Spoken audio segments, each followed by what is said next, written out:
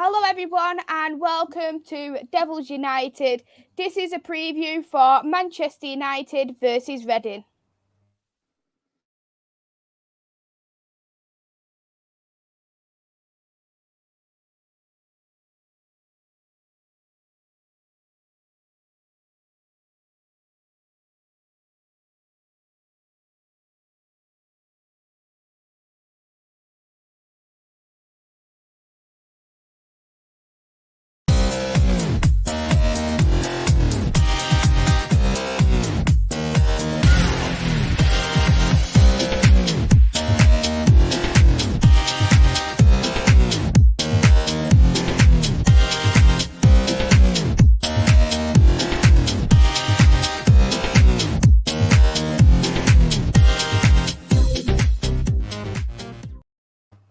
Hello everyone and welcome back to Devils United. With me today I've got Chloe and I've got Ander. How are you, Chloe, and how are you, Ander? I'm good, thank you. Thanks for inviting me on again, Maisy. Yeah, no, it's good. I've just been watching the devs, and I'm sure we'll get to that, but it's all good. Yes, the devs. We will touch on that in just a moment, but I just want to say hello to the people who are already in the chat. Rich and Niall, thank you both for tuning in so far. And Niall has already touched on a little bit in terms of the Manchester United youth under 21 about kind of Solskjaer's assist for the second goal. So Manchester United under 21s, we have done it. We have got the Academy Cup, won 4-1. Brilliant, absolutely brilliant. What did you think of the game, Ander?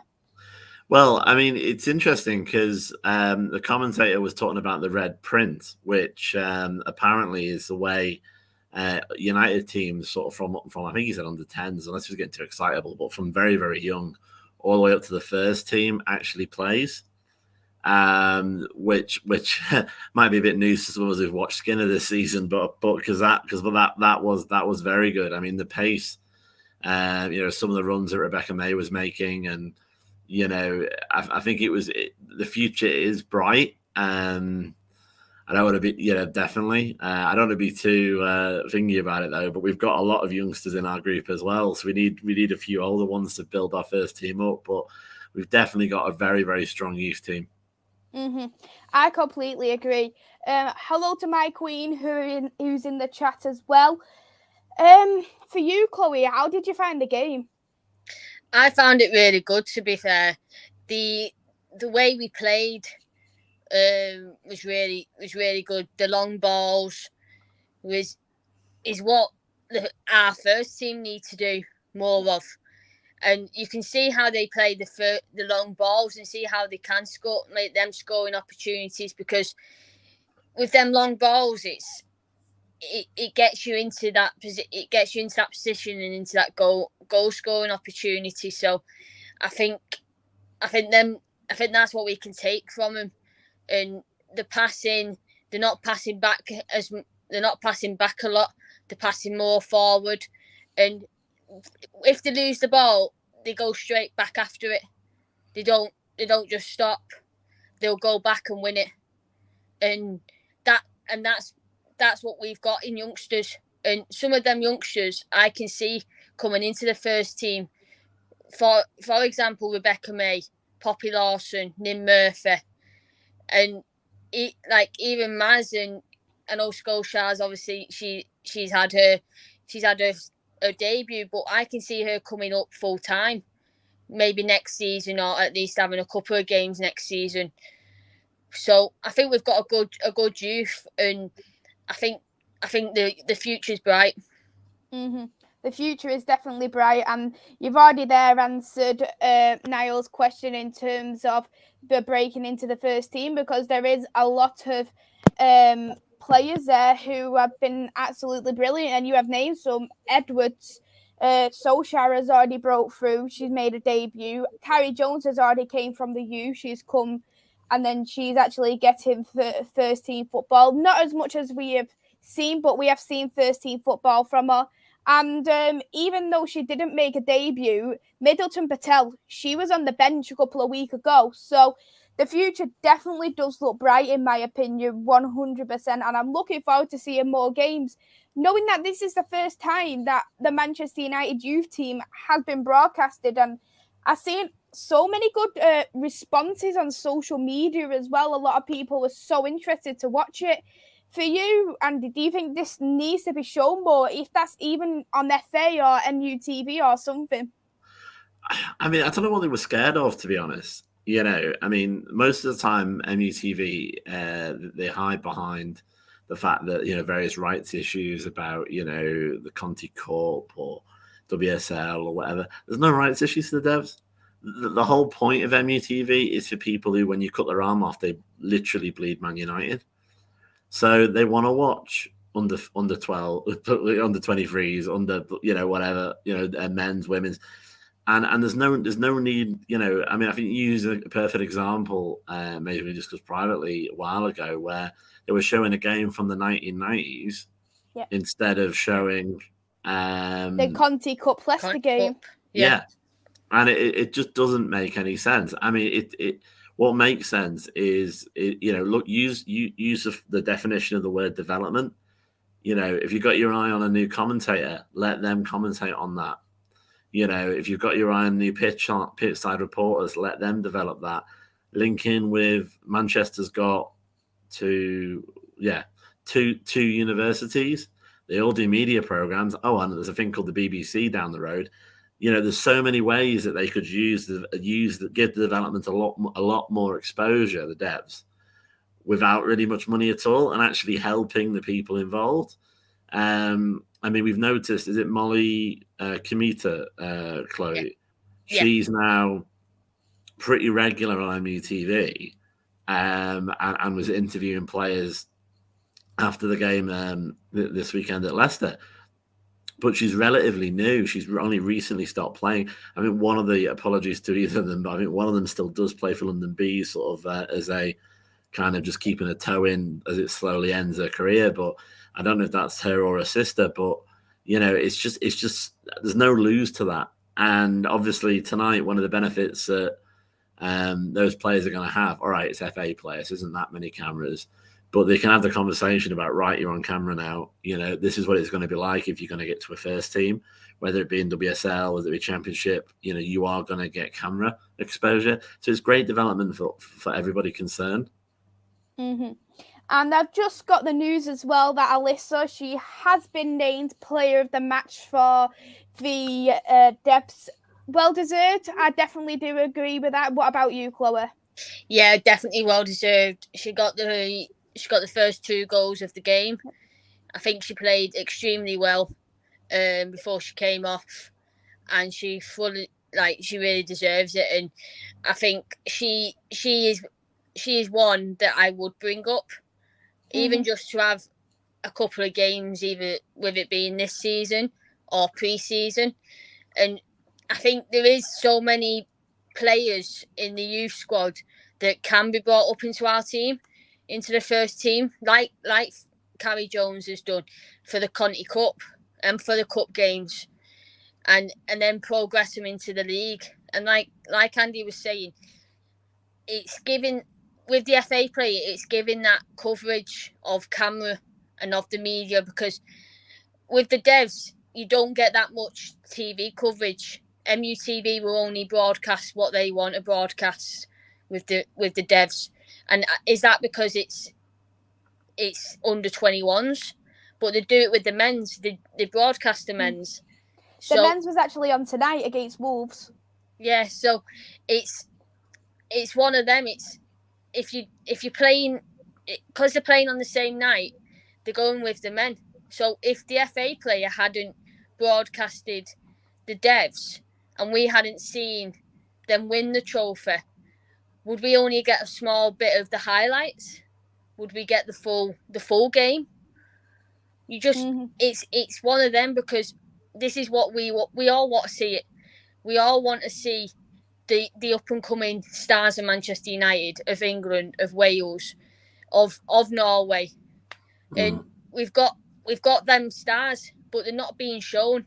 And the only way they're going to be shown is if FA player MUTV or they come up into the senior team, and that's the only way they're going to get that coverage and that media attention. So thanks to the FA player for showing it, and you can actually, if you've not been able to watch it, you can actually watch the full replay.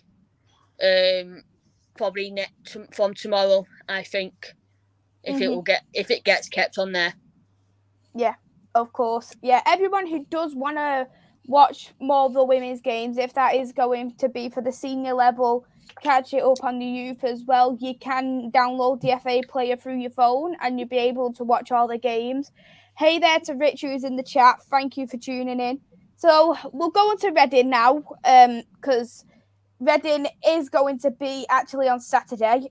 Early kickoff.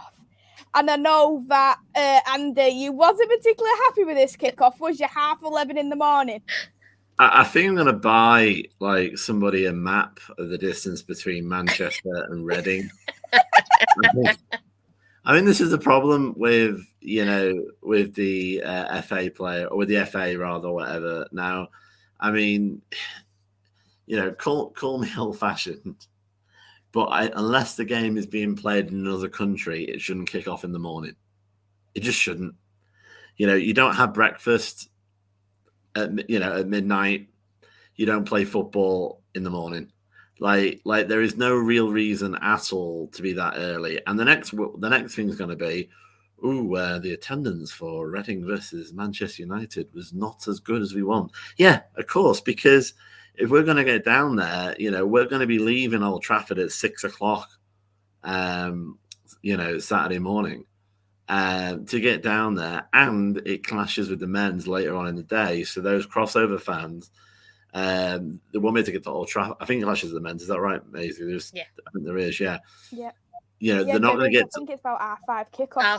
Kickoff. But because of the distances, it's either going to be like something that should be televised, like one of those random amazing race programs where people are going to be jumping on vans down to the game and up to the game, or they're going to miss that as well. And it's like they're shooting themselves in the foot. I just don't understand with Friday night still free, which I appreciate brings its own problems. But there's other games in the season like the derbies and such where both sets of supporters are quite local.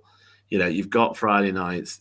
I believe, but don't quote me on this, that the 3 p.m. blackout for football on TV doesn't relate to the women's game.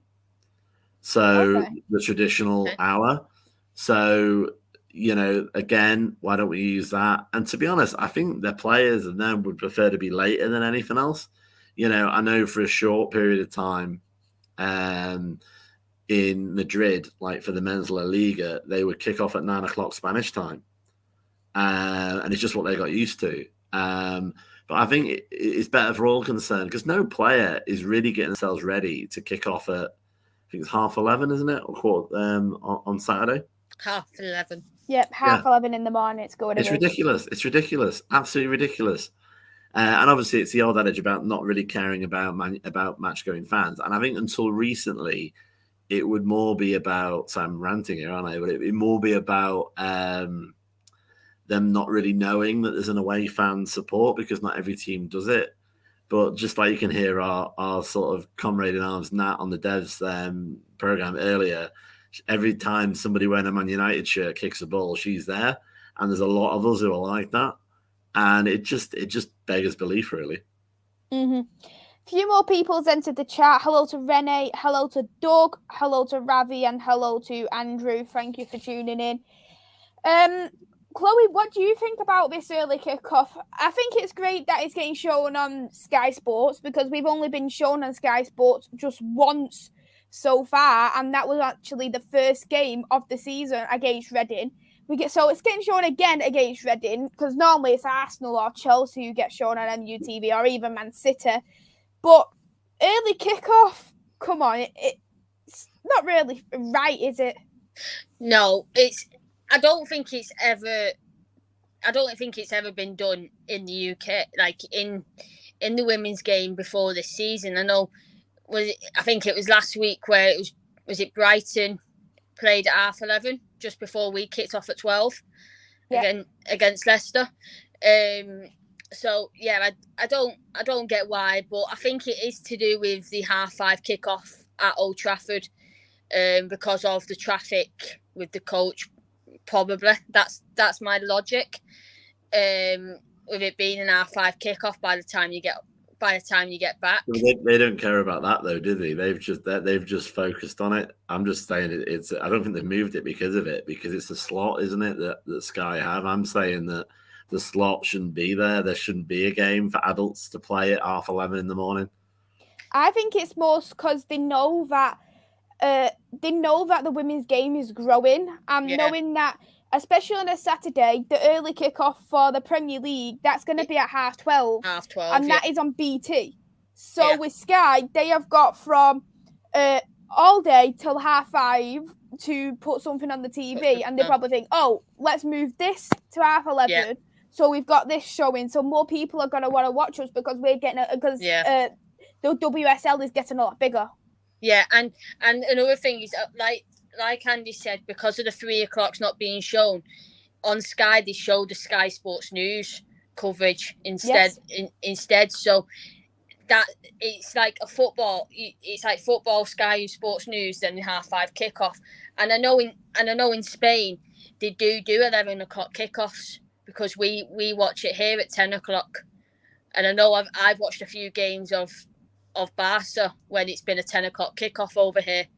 So I think it just depends on how used to it are we, and why is it only just coming this season other than the previous seasons. Is it to do with clashes for the men, or is it to do with TV rights?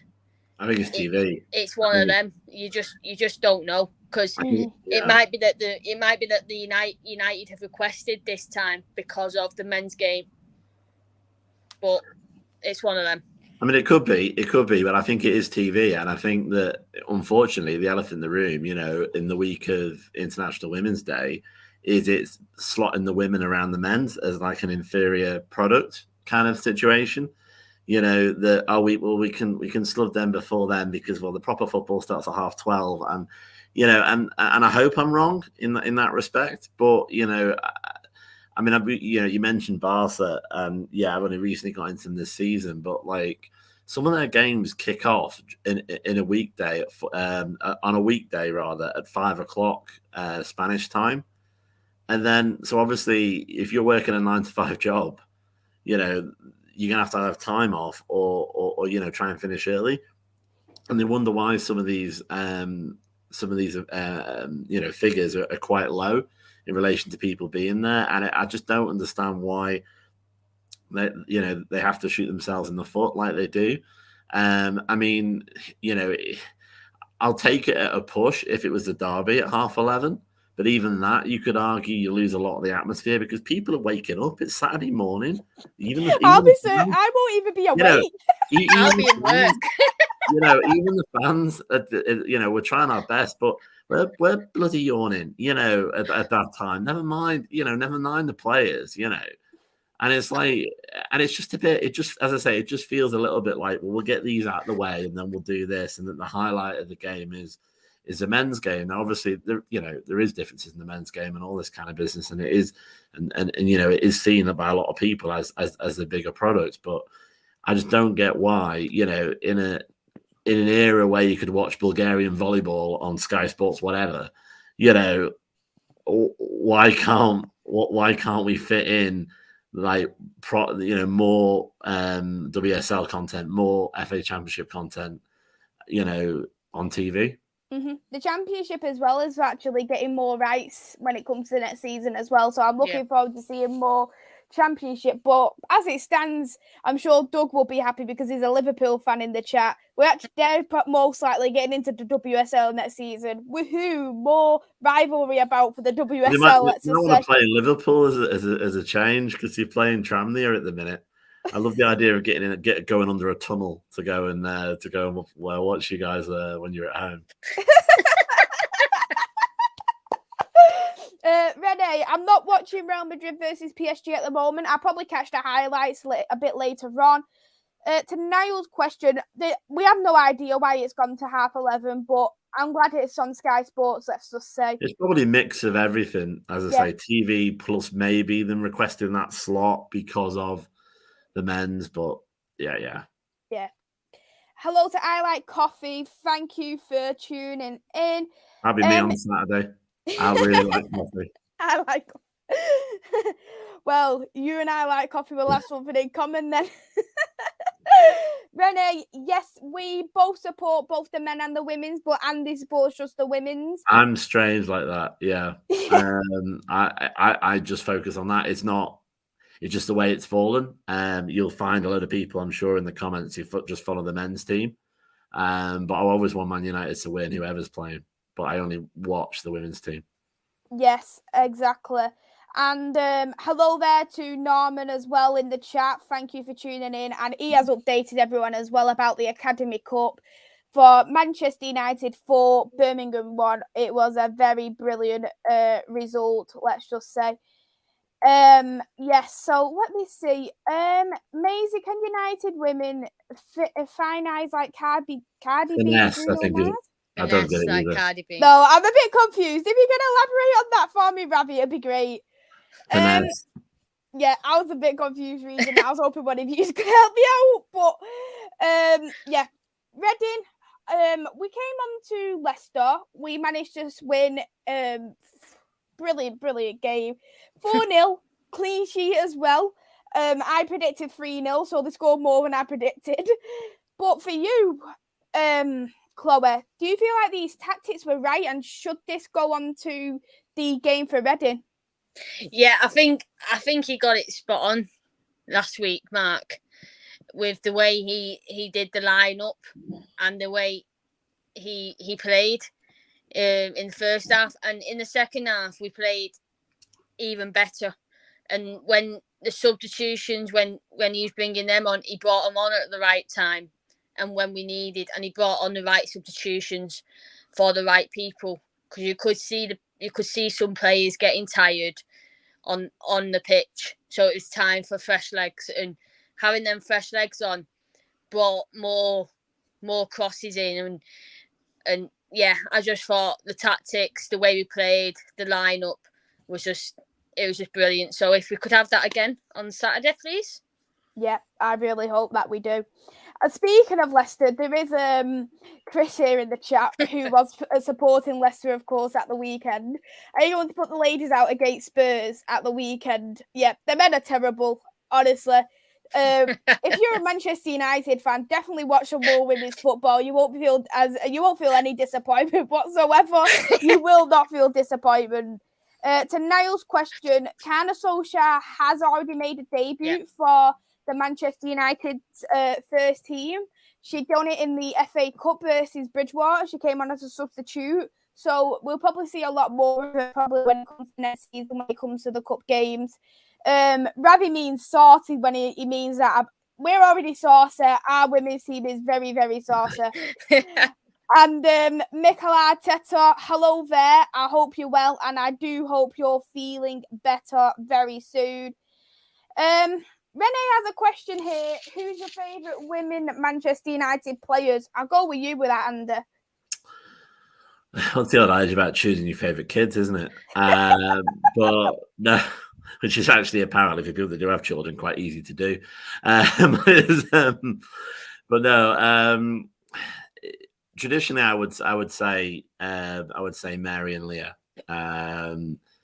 Mainly, actually, because I think Marriott's obviously, top class goalkeeper, England #1 now. I personally remember having a picture taken with her before COVID. I'd like to say, that I said something, relatively interesting or whatever, but no, I was just like, it's just kind of, you just get too nervous with these things. But I do remember tweeting her, saying I'm glad, tweeting with the picture saying I'm glad that I got over my nerves to have a picture taken. And I think anyone who's a men's fan would be quite surprised about this.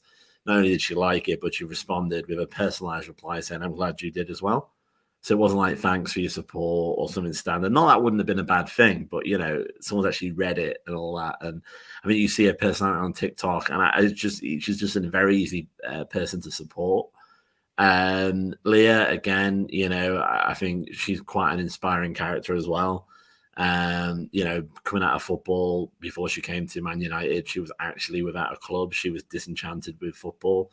And the way she sort of fought back, and last season was one of the greatest wingers that we had. This season, not so much, unfortunately. But as a player, again, I have some great memories watching her, and I think she's a really, really cool person. But I think the person I'm going to add to that list is Honor. But there's no real technical reason behind it. I just think she's really cool. Obviously she scores. She's a great defender. I love the sort of way that she sort of has that kind of aggression on her face. I'm not going to say it on here, but there's a Spanish swear word that she mouths at one point that's turned into a GIF, and she's kind of like what we all want to be. It's like, yeah, damn right, and she's kind of kicked us off going, and obviously a good link with the fact that it was her goal, wasn't it, in the home tie against Reading. Mm-hmm. Chloe, who's your favourite player at Man United? So I've got three players.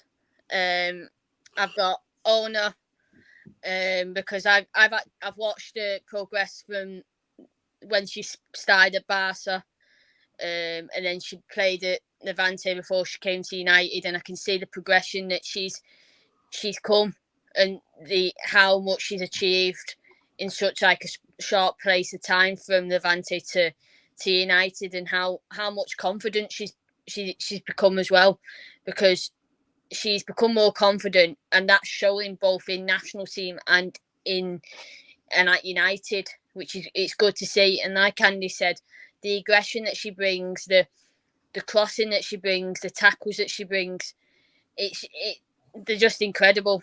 And she can play on both sides. It doesn't matter if she plays on the left, if she plays on the right. She's a full-out full-back, and she can get forward and get back, and that's what we want. My next one is Jade Moore. She's yet to play, but I've followed her since Reading, but she played at Birmingham. I got a shirt signed by her last week, which I've been waiting to get signed for 2 years. So that was nice, and hopefully she'll be back for the Old Trafford game. So that'll be good to hopefully see her play soon, and fingers crossed it will be at Old Trafford. And finally, my other one is going to have to be Ella Toone, because since she started at United, she's come up through the ranks of United, and yes, she had to leave to pursue her career, but she knew she would end up back at United once that women's team was made, and here she is. So I think, is it 4 years? 4 years down the line, and she's the first name on the team sheet. She's got an England spot, and to see that progression from her at the start of United to where she is now is immense, and I can only see her going up and becoming probably one of the best players for United and in the world. What about you, Maisy? What are your favourite players? Yours? Yes, I do have a couple. One of mine has to be Mannion.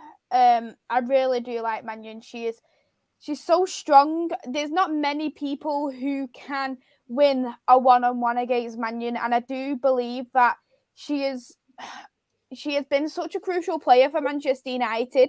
She's one of them players where we never felt like a presence was so needed until she actually came, and now she has came. Her presence is so missed. I really do like Mannion, and I think she's cool. She's got that bit of aggression in her when she's on the pitch, but off the pitch, I really do think that she has got that little bit of sweet side to her, like she wants to do her Irish dance when she scores. So I can't wait for that. Mannion, please can you score when you come back through? When you come back through after injury, please. And another one for me, I'm gonna go for Russo because Russo, she's had injuries in the past, and them injuries has never affected the way she has played. She's got the top goal scorer for Manchester United now this season. Yes, she's being put on the the right hand side at the moment, but she's still producing them goals. She could score from anywhere. She could score from out the box. She can do a simple tapping. She can score from she can score a header on a corner. And I just feel like her in herself, she is a danger against any kind of team. So them two in particular, who you have not mentioned, I'd have to say are my favourites 100%. But I do like Tooney and I do like Mary Earps as well. Them two I absolutely adore as players too. But with Reading, for you, Andy, because when we obviously played this kind of way against City, it didn't work. We play it against Leicester, it didn't work. So Mark Skinner's tactics worked for the Reading. Do you think he can use these tactics again for Reading for the same result? The other thing I worry about when it comes to what happened at Leicester, it was that we didn't really change that much. The main difference was that we had a lot more time on the ball because they have a much poorer quality team to play against. So we had that time. The problem with Reading is that, yeah, they're actually not a million miles away from where Leicester are at the moment in the table. But there's a couple of things that happen with Reading. Number one, they're a little bit more pacey than Leicester. So again, we might be okay, but again, we're going to have to make sure that, specifically Katie gets the ball out of her feet quickly and we don't end up, getting caught out like we were getting caught out previously. But the main thing that happens is when we do get 1 or 2-0 up, Reading get bored and just start getting dirty. They become a team of 11 Roy Keanes. And they just go in with their studs up. And obviously, we've discussed before with the thinness of our squad, the run of games. All right, we're not in the cup, but we haven't exactly got too much space for any injuries because of the squad being so quick to move. And what's the next game after for us in the league? It's Old Trafford, so nobody wants to be injured for that. I'm not saying that they kind of deliberately injure people. I'm not going that far, but I am saying that they are very, very physical. And because of the very poor quality level of refs in the WSL, unless you're wearing a red shirt, that is, they get away with murder. And I think it might be a bit of a smash and grab for us. I think we might need to, again, hopefully start well, shock them, score, but then we're going to have to just give it as good as we get. And now we've got Diane Caldwell. We would love to have had Mannion, but we've now got Diane Caldwell. In midfield, depends which Katie we get. She can do a party trick from a corner. That'd be fine. I love that again. That'd be great. But again, I would like a Hayley Ladd for the physical element there. But obviously, Villa Barisa can provide that.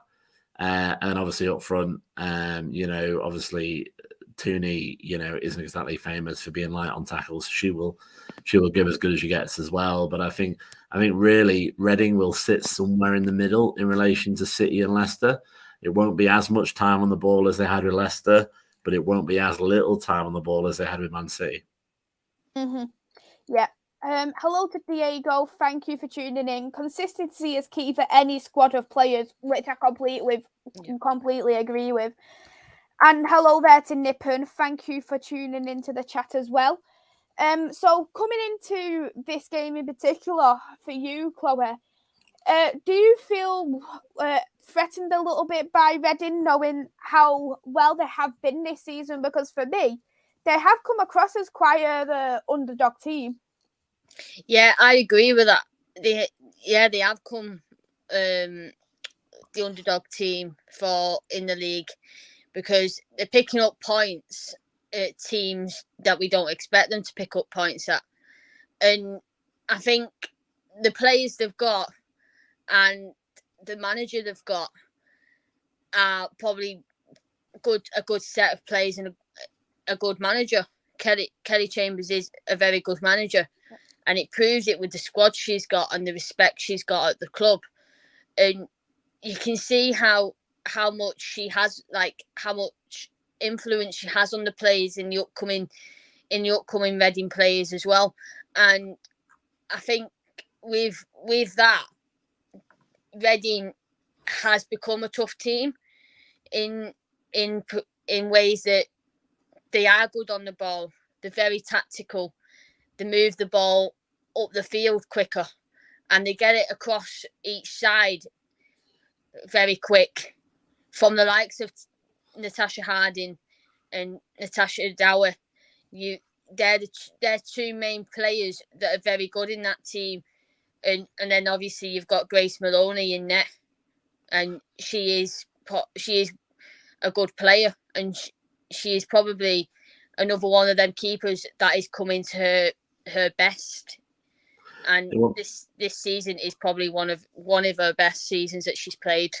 What makes me laugh with Reading as well, and this might be a bit sort of shallow, but I don't mind, is that their manager Kelly Chambers, she reminds me of a PE teacher. Every time we're there, she's almost like, "Oh, didn't you do well?" kind of thing. You know, the way she sort of manages. And as we've got like Skinner, who seems to be getting more and more angry every week, and I'm loving that, to be honest. I think he looked like he was going to smack somebody in his interview before Leicester. But it does make me laugh when you see, you know, I wouldn't want to be anything but a United fan, but I do wonder what Reading fans think when they've got a manager who just looks like they're on a little outing with some school kids.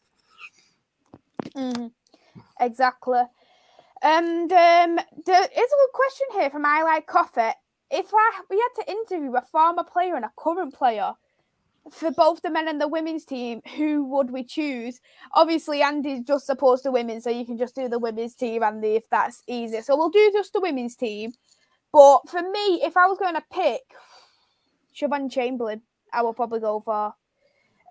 Just with her history, how well she is, knowing that she is now she works in the media herself. She would be such a good person to interview, in my opinion. What about you, Chloe? So I would pick Jess Sigsworth, because she was an original from the start, and I'd like to know how she's getting on at Leicester and what she's brought to that team, because obviously, as we know, unfortunately, she's got that ACL injury, and I like to know how she's dealing with that, and how much she's like, is she still in touch with any of the girls? So yeah, I'd probably interview Jess Sigsworth. And what about you, Andy? Yeah, I appreciate that, but I don't live on Mars. I do know some of the United men's I know their names. So I might go before you were born, to be honest. I probably would say I think David Beckham would be an interesting person. Some people will be happy for you to hear David Beckham, let's just say. to discuss. No, because he was like, he's one of the first sort of superstar players, wasn't he, in the sense of the media outlook, and obviously what he did with free kicks and such, like, you know, it was the first kind of English player that did kind of thing from the men's side. So I'd be interested to see what his view on it is, and obviously what his view on it is on, because we know people like Ian Wright are big supporters of the women's game, but I've not really heard that many big star players of the men's side comment on women's football, and I would like to think he'd be a supporter of the women's game as well. Obviously, he's got a daughter as well, hasn't he? Harper, I think her name is, isn't it? Yeah, who's very, you know, who is very young. But I'd be interested in that. From the women's side, former player. It's probably where my mischievous side comes in. Probably Ebony Salmon, because she was an original, and she's gone on and become an absolute baller for Louisville, and we messed that up, didn't we? So maybe I wanted to know maybe what the story was there a little bit, and if she'd ever come back to United, because I think ultimately she is probably the closest we've got to the one who got away. So I'd be interested in that. Chloe, who's your men's one then? My men's one would be Wayne Mooney, because he's gone from being a player, being a captain, being a role model, and being an all-time top goal scorer for both United and England, to now being the manager of Derby County. So I'd like to see how, like, what his mindset was from going from player to manager so quickly in the way he did, and how he would set up a team like with the likes of Ronaldo coming back into the squad. If he was still in the team, how would he like manage our team? What about you, Maisy? I'd have to go with Eric Cantona. And the reason why I would go for Eric Cantona, because I would love to know his backstory as a player, how he came to Manchester United, why he came to Leeds and Man United, what put that in that mindset for him to go to a rival club, how it was like to come to Manchester United, knowing the squad in itself was just like the women's team now. It's quite a young squad. So what it was like for him to be an experienced player compared to all of the other players around her, because it had a lot of the class of 92 there. So I'd love to know what his take on that was. And of course, he does a lot of stuff now. Like, he does a lot of like media stuff too. So I'd really love to do Eric Cantona, and I do think he's been one of the greatest number 7s of all time for Manchester United too. More people has entered the chat as well. Hey there, G Wolf. Hello there to RJ as well, and Jordan. Thank you for tuning in. So, what we'll do as well, I was thinking to myself, let's discuss this certain player with the 2 amazing goals she has done against Leicester. Is she going to do it for a 3rd game in a row? Katie Zellum scoring from a corner. What do you think, Andy? I mean, it is weird to see in real life. I mean, it's great to see. I mean, obviously, it just felt a bit like a trick shot, especially how she kept doing it like a sort of. I was like, well, if you can do it then, when we could have done it for the last few games. No, it's great. I mean, obviously, she is playing a lot better. But but then there's sort of 2 elements to it, really. It still doesn't sort of negate the things we pointed out earlier in the season. And also, I also don't like what it brings out in some elements of our fan base as well, where, she was actually getting criticism, even though she was the best player, on Sunday, and scored those 2 ridiculous goals. And I think people have to have a think about that, really. But no, obviously it's great to see, and it was weird to see live as well, because it's one of those that you think eventually going to become on YouTube compilation stuff, or it's going to end up like what happened next kind of thing, and you got to see it live when it happened, which is pretty cool. When I seen it for City, I was looking at it going, Diane touched it. Diane's got a debut goal. I was so happy thinking, that's Diane. And then when I heard Katie Zellum scored, I'm like, what? How did Katie Zellum score? I was so confused. But Chloe, you've seen the 2 goals live as well, didn't you, for Leicester? What did you think of the 2 goals? Yeah, I saw them live, and I was like, how did that go in? Like, just the technique and the way she did it. It was just straight to the back post, and it was in. And if, like, the first goal, you did think one of the players did touch it, but then you just saw everyone run and celebrate with Katie Zellum. So then you're like, right, next corner. Again, she did it again. So then we all started chanting hat trick time from corners, and I was I don't think people heard it. Yeah, I don't think people had heard us. We were sort of chanting like and cheering when we got a corner, like really, really loudly, like we just scored. It was quite funny.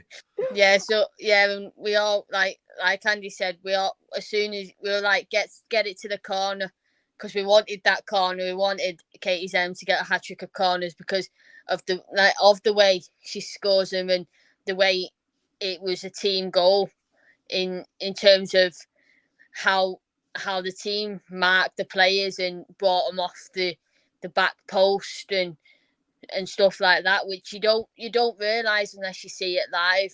And I think that's just brilliant in how we do it. And do I think we can do it against Reading? I do.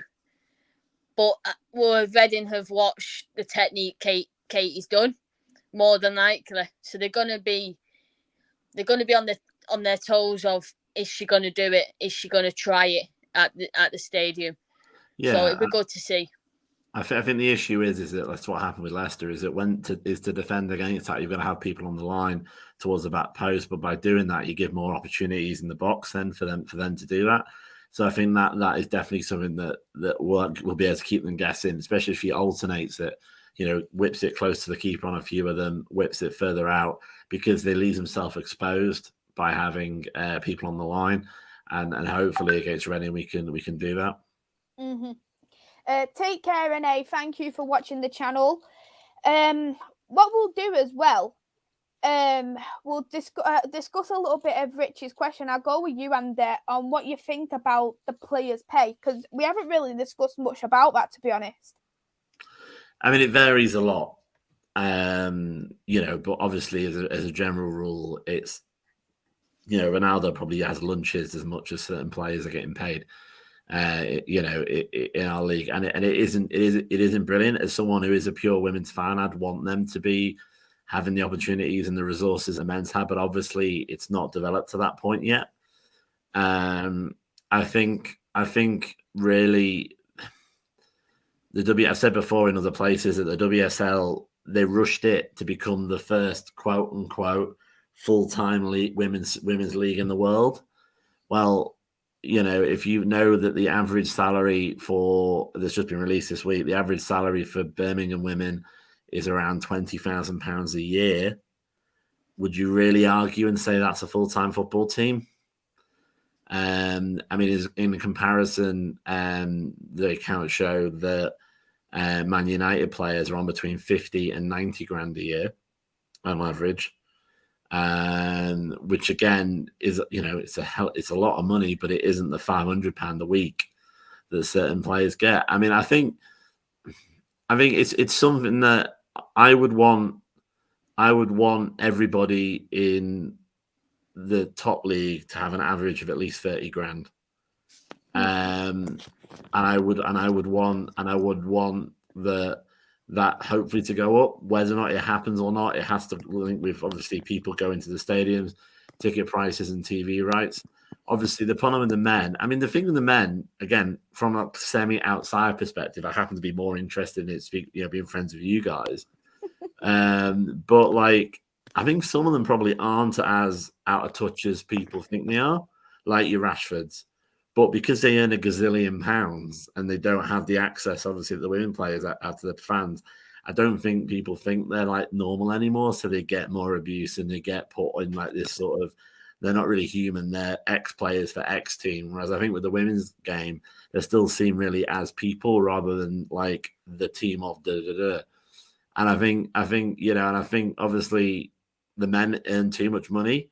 But you're never going to reduce that number now. So that's only going to just go up, but hopefully at a slower rate. And I'd just like to get, as I say, a situation where maybe the average salary for the top league would be 30 grand, which isn't a lot of money from a sports perspective, but would be considered, okay, these people are getting paid, higher than the average salary in the UK, or around the average salary in the UK.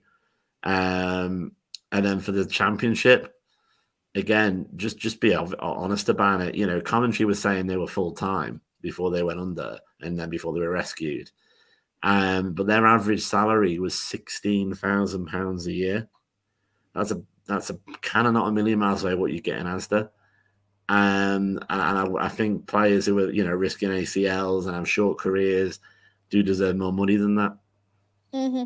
I agree. I completely agree with everything what Andy has said, and I think everything will all go up as well once, of course, them TV rights, the tickets, just as you've mentioned, the shirt sales, because we don't really see too many people getting women players on the back of the shirts neither. So I think once everything like that has gone bigger, I think we'll probably see a lot more wages going up. But do you want to touch on anything about what Andy has said there as well, Chloe?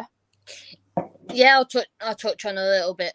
I agree with everything that Andy was saying, and I'm liking at the minute that most of the international teams have started that equal pay. So England's done it, USA have done it, I think Norway have done it, Australia have done it, and there's a few international teams that have done the same pay gap as the men, and it looks like it is moving forward. but that needs to be brought into the club now. That needs to be upped in the club, in clubs, and to see the level that the United women are at, and then to see what the United men get paid. It's like, it's that gap of why aren't the women getting much more than they are getting for the way they're playing, for the way they are getting in the league. And then you see also with the final of the FA Cup compared to like the men's FA Cup and the women's FA Cup, the prize money is a huge difference. And in all cups, it's a huge difference. And I think that's another thing that needs to be sorted out. The prize money of winning cups, of participating in cups. And like you both have said, it's the ticket sales, it's the gate prices, it's the shirt sales, it's the sponsors, it's the TV rights. Like, if you're not playing on Sky, on BBC, on your MTV, you're being shown on the AF player, but not all championship games are being shown on there, so they're not getting them broadcasted deals. So I think if we can push the TV rights to show more games, then I think it is going to be a lot better, and I think the money will start flowing in.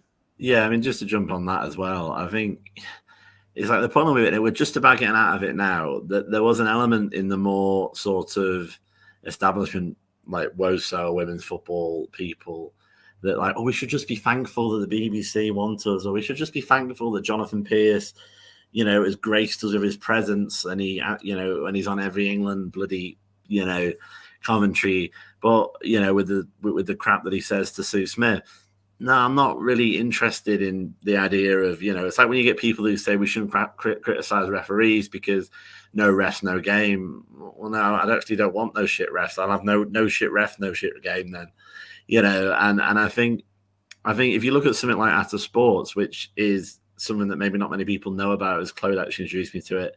It's basically an online website and an app on a lot of areas where they show, in certain territories WSL, but not in the UK.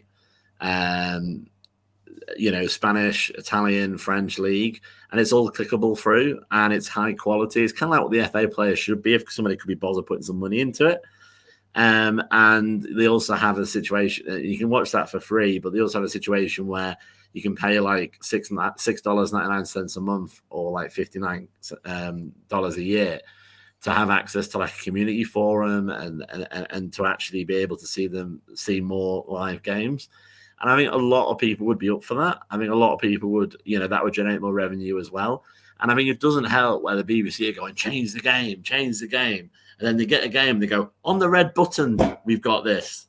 Yep, oh, that was on the Pontypool so final, where you put the Chinese table tennis, where you put the sort of wheelchair rugby, you are, or on BBC Sport website, watch Arsenal versus Chelsea women.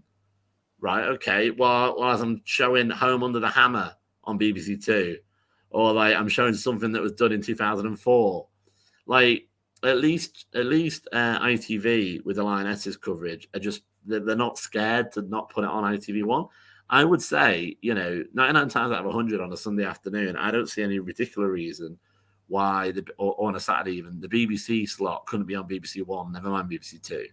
But at least they are doing BBC Two a little bit more. And as I say, you're not making you look up Channel 900 red button or that, because if the BBC are sort of whispering, we've got the game, rather than saying we've got the game like they would with the men's team, and they wonder why people are, and the game isn't growing, maybe is it as strong as it should have been. Mm-hmm. And I would also like to see, as I say, like an Atta Sports model.